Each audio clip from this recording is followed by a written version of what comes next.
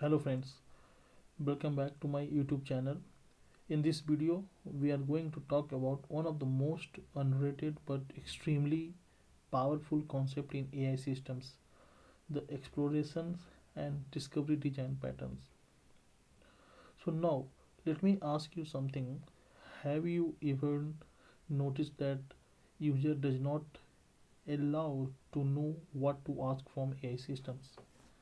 So they might say, show me something interesting, help me to explore this data. I don't know what I am looking for it, and traditional questions answer systems completely fail here. So that's exactly the problem this design pattern solves. So let's get started. So explorations and discovery. So before we are going to deep dive in explorations and discovery, so we little bit talk about the native a native problem with the native drag. So what is native drag? So native drag is generally a when you are giving the query, then it is do the vector search, it return the top k value and then LLM response. So it assume the native drag assume that the user query is perfect, the retriever will find the right chunks, and the retrieved context is enough. So in the real system, all three assumptions will fail. So the query is often under specified or wrong. So user don't know how your data is structured.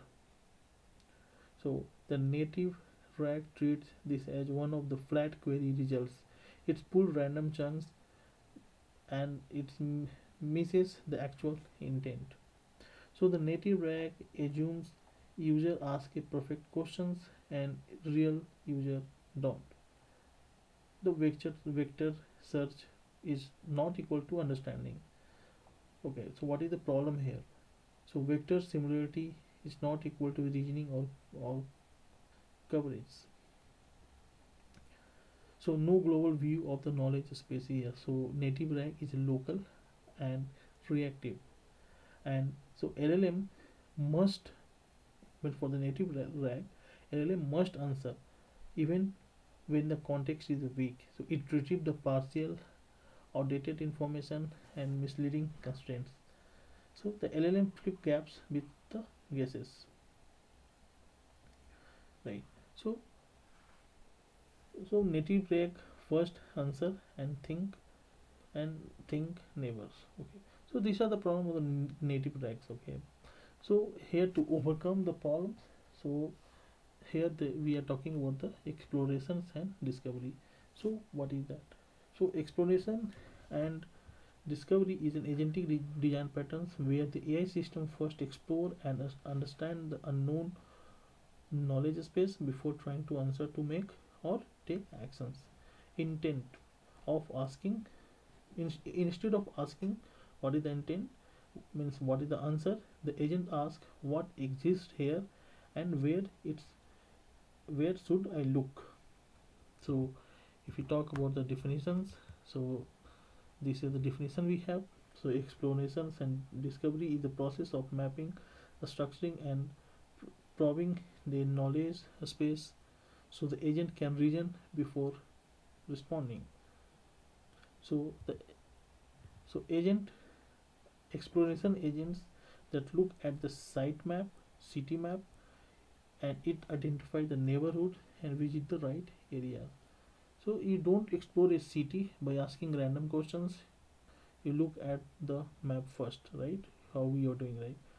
So core loop, it's how it looks like. So first it is explore, then organized, then focus, and next hands up. Okay. So this is a curious city built in the systems. So in the first step one, first is the map the space, the global explorations. So what is that? What is it? So the mapping the spaces means the converting the raw unstructured information into the global semantic landscape that agent can see and reason about. So instead of asking what the answer to the questions, the agent asks what does the entire knowledge world looks like.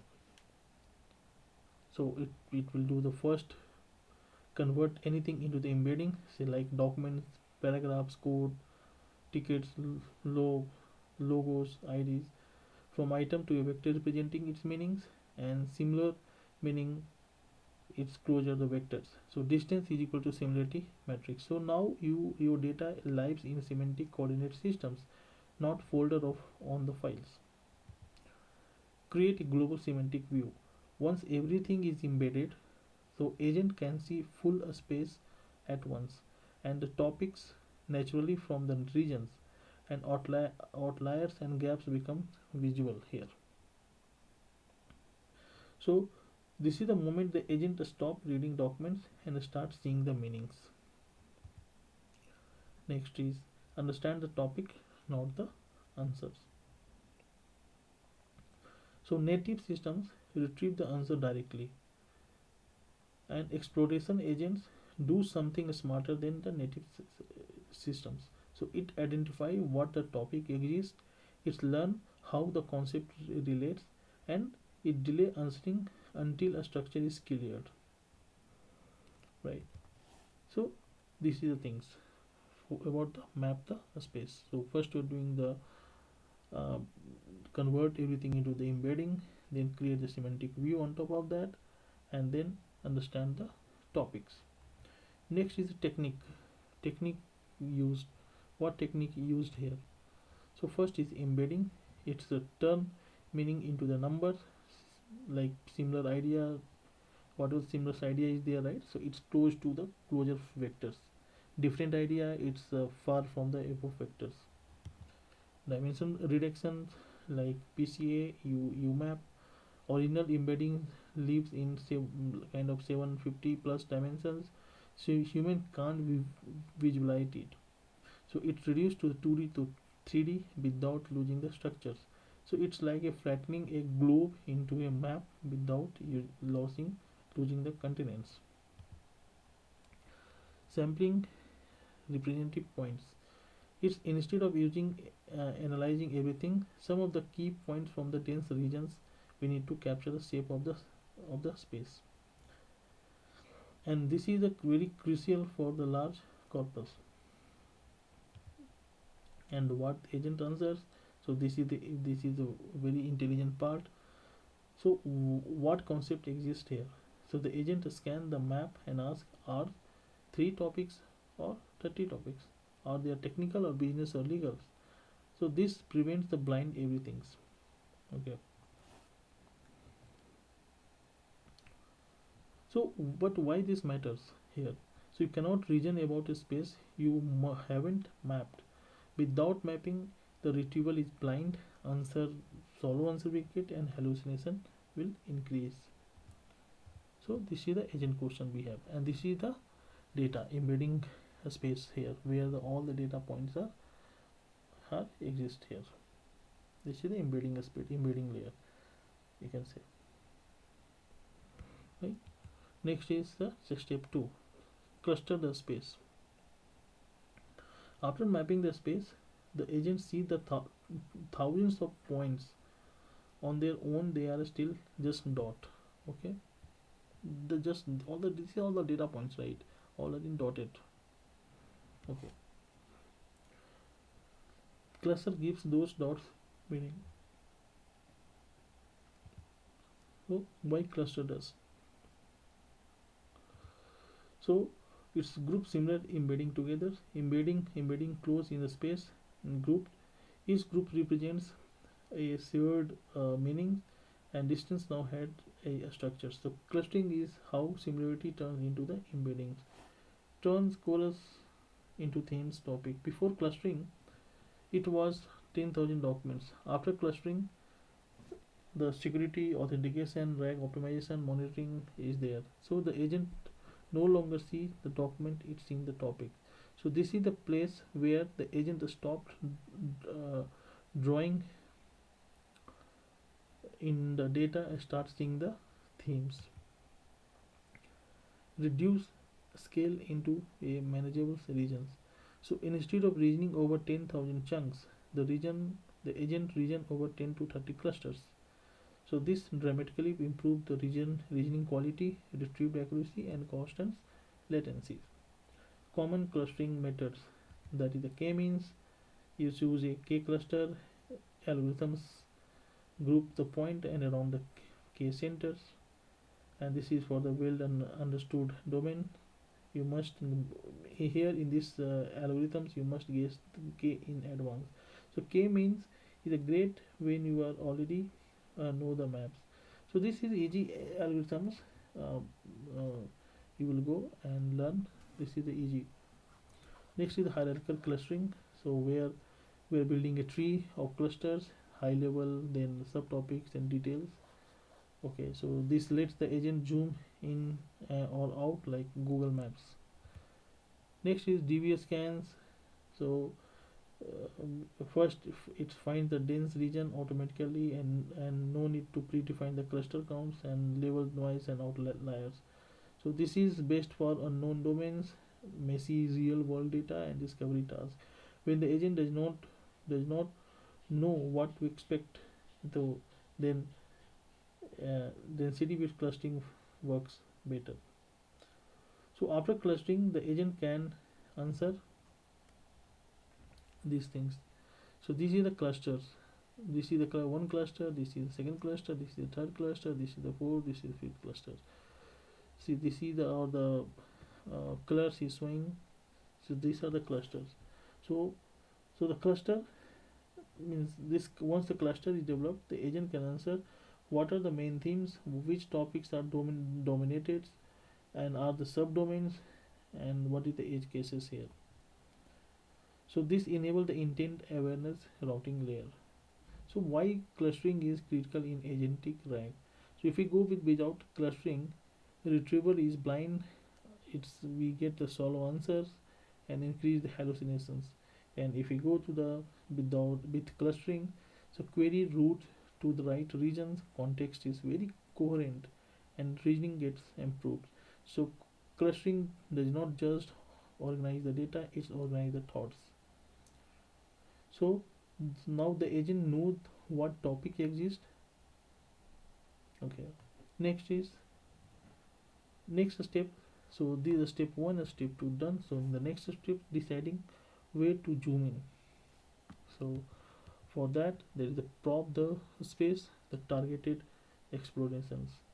So after mapping and clustering, the agent already knows what topic exists, where they live, how they relate, and probing is act of zooming in, asking precise question inside the right cluster instead of searching the entire space.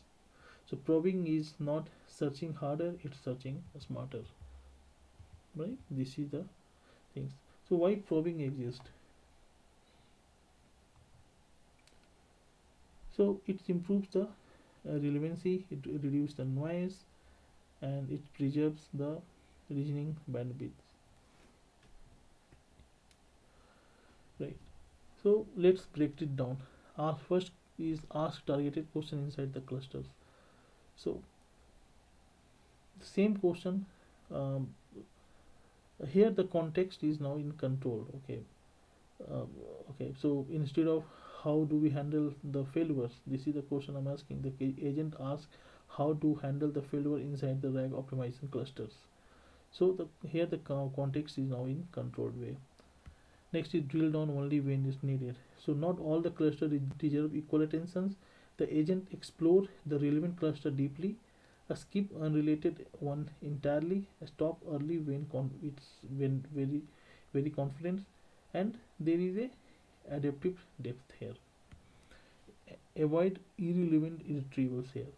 So by restructuring search scope, so no unrelated chunks, no topic trips, no context pollution happens here. Next is probing strategies. First is the representing document samplings. So it's pick a few central documents from a cluster and read it, summarize it instead of do everything. So it's capture the core idea cheap and fast. Instead of reading the whole library, the agent reads the best books. Split the large cluster into the finer group, discover subtopic, right, and zooming in, revealing details you can't see from the away. Next, agent form a hypothesis, prop to confirm that, prop to confirm or reject it. Okay,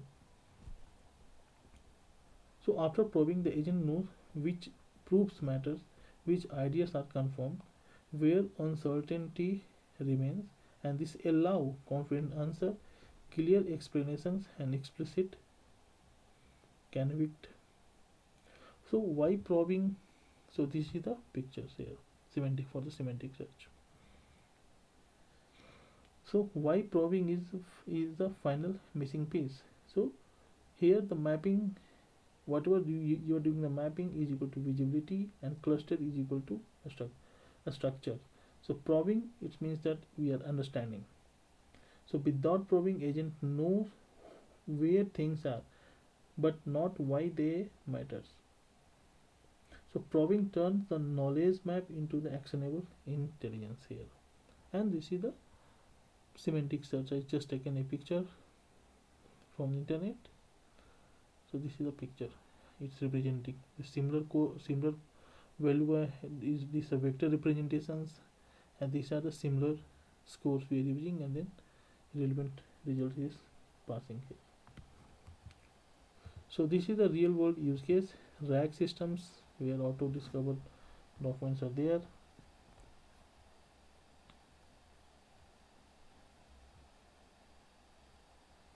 Okay, next is the root the query to the correct one. Research, this is research agent. So literacy, in the research agent, literacy review, patent analysis, comprehensive intelligence, autonomous systems. These are the real world use cases for exploration and discovery agentic design patterns. Next is why this pattern is so powerful. So exploration, this pattern is powerful because it fixes the root problems of LLM plus RAG systems, not just the symptoms. So it's handled uh, which query, the most user query are short, ambiguous, and high levels. So explanation agents don't trust the query blindly, explore the space first, discover the relevant topic automatically. Instead of focusing user of the precise, the system learn what they meant. Hallucinations. The real cause of problem of hallucination is first is the context is missing, relevant is retrieval is partial, LLM is focused to guess. It's not just a generation problem, it's a grounding problems. Next is the improved retrieval precisions. So the problem with the native retrieval is find fixed top K, global search, and mixed context. So this create a noisy contradictions and token waste. And why this pattern wins? So exploration based systems route the query to the specific cluster, adapt retrieval depth dynamically, and it retrieve coherent context, so that so that the fewer but better chunks and shorter grounding and clear prompting here. So precision beats volume every times. And at the last, in its enable autonomous reasonings. So the big difference between the native RAG and exploration agent is, in the native RAG, here the context is answer now, and in the exploration agents, let me explore, verify, and decide what's matter. So the agent can decide what to explore next. So change the strategy mind flight, and stop early when confident, and expand search when uncertain. It is true agentic behavior, not a pipeline. So autonomy is not about the tools, it is about decision making. So this is all about of exploration and pattern design pattern. So that's all for today. If this video helped you to understand the explorations and discovery design pattern, Don't forget to like, subscribe, and share. See you in the next one. Thank you.